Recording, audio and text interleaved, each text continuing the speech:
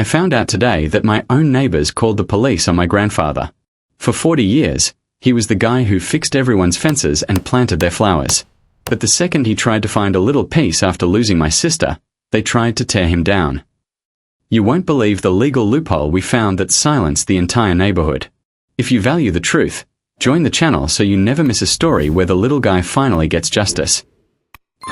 To understand why they turn on him, you have to understand the kind of man my grandfather, Caleb Morris, really was. Caleb Morris didn't need an alarm clock. He had the rhythm of the street he'd called home for 40 years.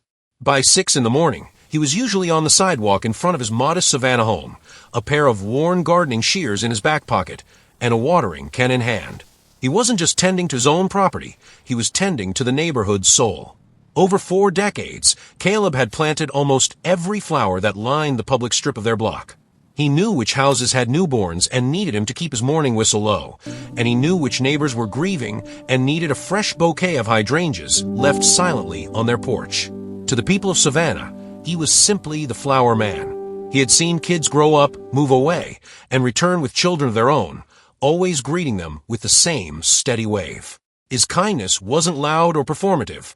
It was found in the way he'd sweep the curb before the trash truck arrived, or how he'd offer a cold bottle of water to the mail carrier during the sweltering Georgia summers. He was the living memory of the street, the man who remembered whose dog had passed away 3 years ago, and who still asked how your mother's hip surgery went. But lately, the flowers weren't enough. Since the accident that took his daughter, the vibrant colors of the petals seemed a little duller to him. He still walked the sidewalk, and he still waved, but there was a heaviness in his movements that hadn't been there for the first 39 years. He found himself standing under the large oak tree near the sidewalk more often, looking at the spot where his daughter used to wait for him to finish his gardening when she was a little girl. He realized that while he had spent 40 years building a reputation for kindness, he now needed a place where that kindness could be returned in the form of quiet reflection. He didn't want a monument, he just wanted a place to sit and remember why he had loved this neighborhood so much in the first place. The house felt too big, not because of its size, but because of the silence that now filled the rooms where his daughter's voice used to be. It had been months since the car accident, but for Caleb, time had slowed to a crawl. Every morning, he would find himself looking at the phone, waiting for the 8 a.m. check-in call that never came. He tried to keep up with his gardening, but his hands would often go still as he stared at the empty space in the driveway where her car used to park during Sunday dinners.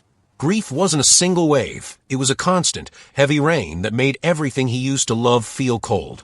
He found it increasingly difficult to be inside the house. The hallway was lined with photos of her graduation, her first job, and her laughing in this very garden, making every room a gallery of what he had lost. He needed to mourn, but he didn't want to do it behind closed doors where the air felt stale and the memories felt like they were fading into the shadows. He tried visiting the cemetery, but the cold stone and the rows of graves felt impersonal and distant. It didn't feel like her. He wanted to be somewhere that felt alive, somewhere she had actually walked and laughed. He started spending his afternoons standing by the old oak tree near the sidewalk, the spot where she used to run to meet him when he came home from work years ago. He would lean against the rough bark until his legs grew tired, realization hitting him that there was nowhere for an old man to sit and just be with his thoughts without looking like a stranger in his own yard. He realized then that if he was going to find peace, he would have to build it himself, right there on the edge of the world she had known. Caleb spent 3 days in his small backyard workshop, focusing on the scent of cedar and the steady rhythm of his hands. He wasn't a master carpenter, but he knew how to build things to last, using simple galvanized bolts and sturdy planks that could withstand the humid Savannah air. He sanded the wood until the grain felt like silk under his fingertips, finally attaching a small, modest brass plaque that bore the simple dedication to his daughter, for those who need a moment of peace. He carried the bench out to the edge of the sidewalk on a Tuesday afternoon, placing it carefully in the shade of the old oak tree. He sat on it for a long time, watching the way the light filtered through the leaves, feeling a brief, rare sense of stillness. It wasn't just for him. He watched as a young mother pushing a stroller paused to catch her breath on the seat, and an elderly man from 2 blocks over sat down to tip his hat and rest his legs. For the first time in months, Caleb felt like he was contributing something back to the street he loved. The peace didn't last long. Travis Holbrook, a neighbor who had moved in 3 years prior and quickly climbed the ranks of the HOA board, stopped his car in the middle of the street. He didn't get out at first. He just stared through the windshield at the new addition to the sidewalk. When he finally stepped out, his face was already set in a hard, bureaucratic mask. He didn't offer a greeting or ask how Caleb was doing. He walked straight to the bench and tapped his toe against the wood. "You didn't get a permit for this, Caleb," Travis said, his voice loud enough to carry to the neighbors' porches. Caleb stood up slowly, wiping his hands on his trousers. He tried to explain that it was a memorial, a quiet place for the neighborhood to share, but Travis wasn't listening to stories about grief or community. Travis insisted that the bench ruined the uniform look of the block and that rules existed for a reason. As Travis walked away, citing HOA bylaws and unauthorized structures, Caleb looked down at the plaque. He realized that what he saw as a bridge to his daughter's memory, others saw as nothing more than a violation of a code. The confrontation didn't wait for a formal meeting. It happened right there on the sidewalk while the sun was still high. Travis didn't just walk over. He marched, carrying a clipboard like a shield. He didn't look at the small brass plaque or the craftsmanship of the cedar. He only saw a defiance of his authority. "I told you yesterday, Caleb, this isn't a park," Travis snapped, his voice tight with a bureaucratic kind of anger. He pointed a finger at the bench as if it were a heap of trash rather than a father's memorial. Caleb tried to keep his voice steady, explaining again that the bench was the only place he felt close to his daughter, a small gift to a neighborhood that had known her since she was in pigtails. But Travis wasn't interested in the history of the street or the weight of a father's grief. "Rules are rules," he repeated, a phrase that seemed to satisfy him more than any human explanation could. He told Caleb that allowing one bench would lead to chaos, statues, fountains, and mismatched lawn ornaments that would drive down the property values everyone else worked so hard to maintain. He accused Caleb of being selfish, using his tragedy to bypass the regulations that applied to everyone else. Caleb stood there, feeling the sting of the words, his quiet dignity clashing against Travis's loud insistence on order. The verbal attack was only the beginning. The next morning, before Caleb even had a chance to pick up his watering can, he saw it. A bright orange sheet of paper was taped firmly to his front door, the color clashing violently with the soft gray paint of his home. It was an official HOA notification, typed in cold, bold letters, "Unauthorized structure, remove immediately."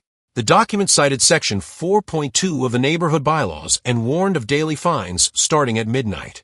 It wasn't a request for a conversation. It was a demand for erasure.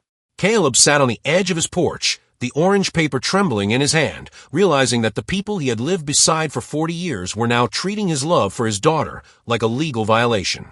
The blue and red lights didn't flash with the urgency of a chase, but their slow, rhythmic pulse against the twilight felt just as violent to Caleb. By evening, 2 police cruisers had rolled into the street, parking at odd angles near the oak tree. The heavy thud of car doors closing echoed through the quiet block, a sound that acted like a dinner bell for the curious.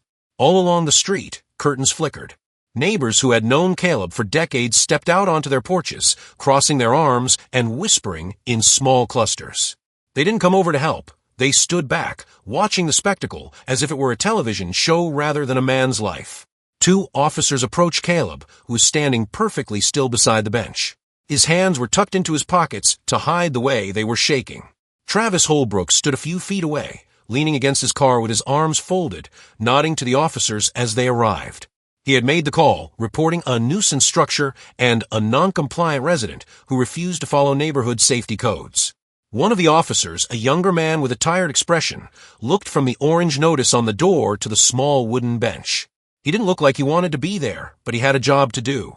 "Mr. Morris, we've had a complaint about this structure being a safety hazard and a violation of the local ordinance," the officer said, his voice flat and professional. He told Caleb that if the bench wasn't removed by the end of the night, he could face a heavy fine and the city would be authorized to tear it down. Caleb didn't move. He looked at the officer and then at the neighbors who were watching from a distance. "I've lived here longer than any of you," he said, his voice quiet but carrying in the evening air. "This bench harms no one. It's a place for people to sit. It's a place to remember my daughter." The officer sighed and looked at his partner. They moved closer, explaining that their hands were tied because the HOA had filed a formal report of a civil violation that could escalate to a public nuisance charge.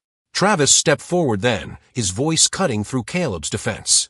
"It's not about your daughter, Caleb. It's about the law. You can't just decide which rules apply to you."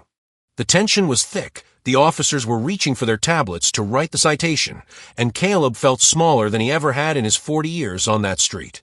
The neighborhood remained silent, watching a grieving man lose his last bit of ground, until a black SUV pulled up at the corner, its headlights cutting through the dimming light.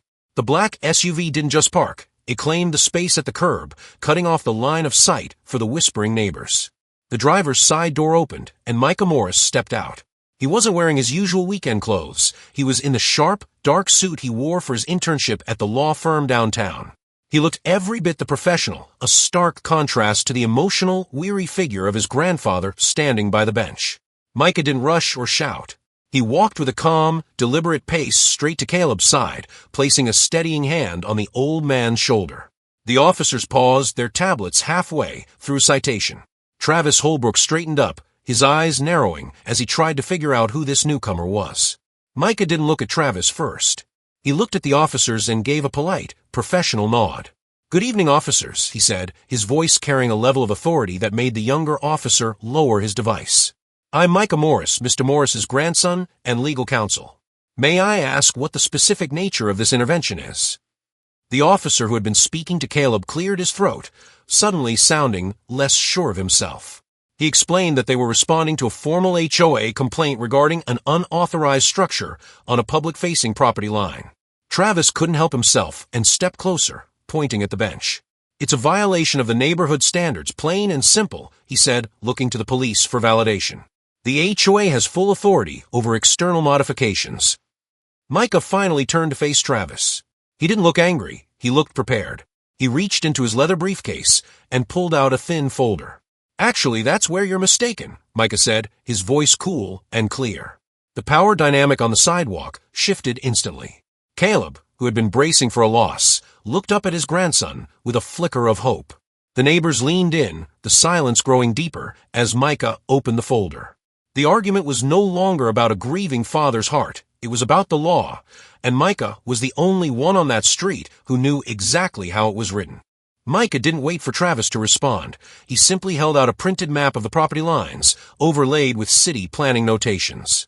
The HOA representative stepped forward, reaching for the paper with a scoff, but Micah kept his grip firm, pointing to a specific shaded area that ran along the edge of the sidewalk. He explained that while the HOA had jurisdiction over the standard lot layouts, this specific corner of the neighborhood sat on a historic easement granted by the city of Savannah over 60 years ago. Caleb watched as the officers leaned in, their interest shifting from enforcement to curiosity.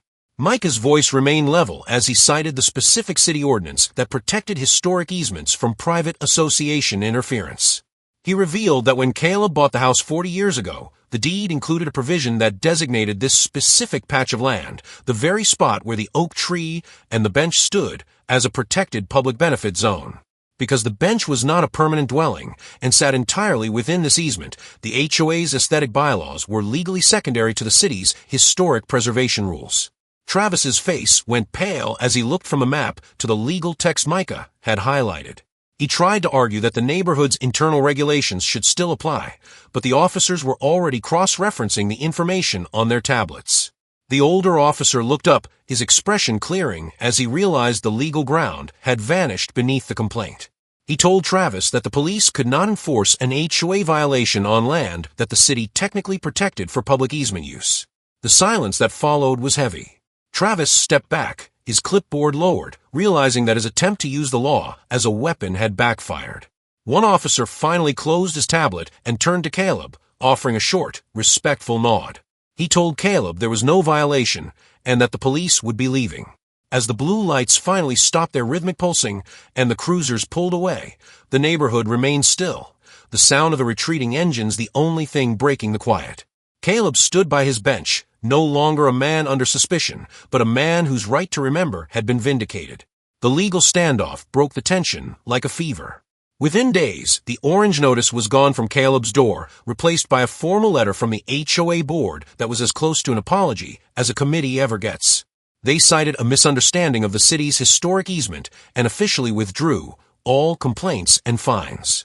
But the real change wasn't on paper, it was on the street.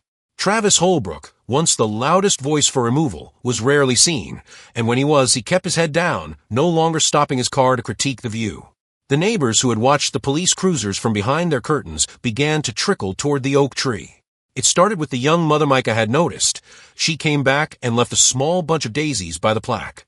Then, an elderly couple from the next block over stopped to sit for 20 minutes, later telling Caleb how much they appreciated having a place to rest their legs during their evening walk. The bench was no longer an unauthorized structure, it was a shared sanctuary. By the following week, the neighborhood had adopted the bench as its own.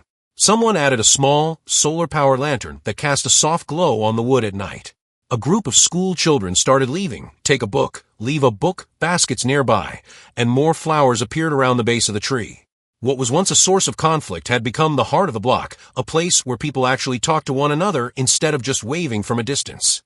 One evening, as the sun dipped low and painted the savannah sky in streaks of gold, Caleb sat on the cedar planks. Micah pulled up in his SUV and walked over, sitting down beside his grandfather. For a long time, neither of them said anything. They just listened to the rustle of the oak leaves and the distant sounds of the neighborhood. Caleb looked at the small brass plaque, then at the flowers left by neighbors he barely knew.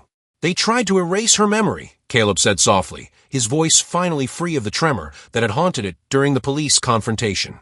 Micah smiled, leaning back against the sturdy wood. "But you made them see it, Grandpa," he replied. Caleb shook his head slowly, looking at the vibrant life now surrounding the bench. "I think we all see it now," he said. The little wooden bench had become more than a memorial. It was a reminder that when rules ignore humanity, it only takes one person and a little bit of truth to bring the heart back to the home. Caleb's story reminds us that while rules govern our streets, empathy should govern our hearts. Sometimes the bravest thing you can do is stand your ground for the ones you love. If this story of family and justice moved you, show your support by hitting the like button. Subscribe to our channel for more powerful stories that prove respect and truth always win. Share this with someone who needs a reminder that they aren't alone.